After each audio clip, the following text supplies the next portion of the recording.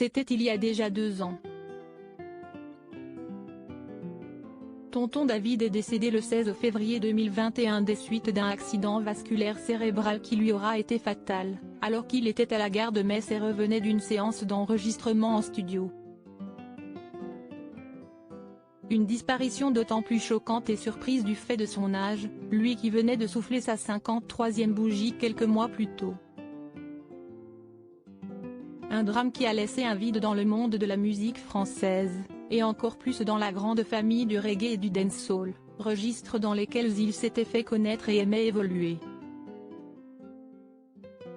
Il a acquis son immense popularité en 1994 avec le tube Chacun sa route, une chanson tirée du film culte Un Indien dans la ville.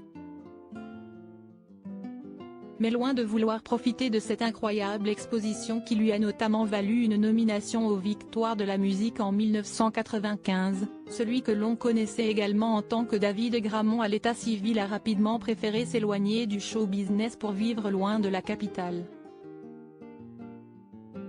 Il avait ainsi posé ses valises dans les années 2000 avec femme et enfants en Moselle, précisément dans le village de Créange.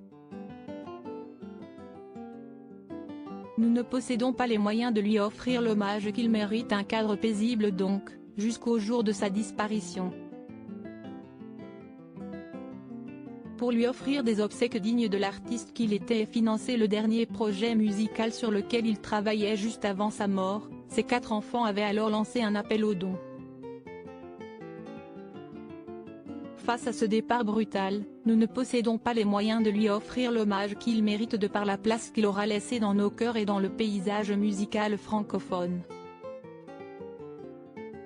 De ce fait, nous organisons la présente cagnotte afin de récolter les fonds nécessaires pour son départ. Vos dons serviront à financer les frais funéraires. La sortie de son dernier album Un job ou un bise.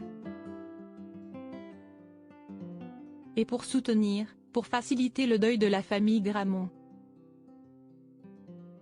Merci encore. Samuel, Zachary, Salomé et Théo, pouvait-on alors lire dans la cagnotte Litchi prévue à ce effet, qui aura finalement largement dépassé la somme espérée tout en créant une polémique.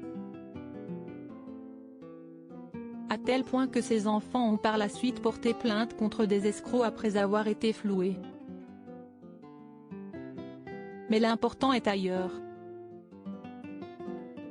Le 23 février, soit une semaine jour pour jour après sa mort, le clan de l'artiste était réuni pour lui rendre un ultime hommage.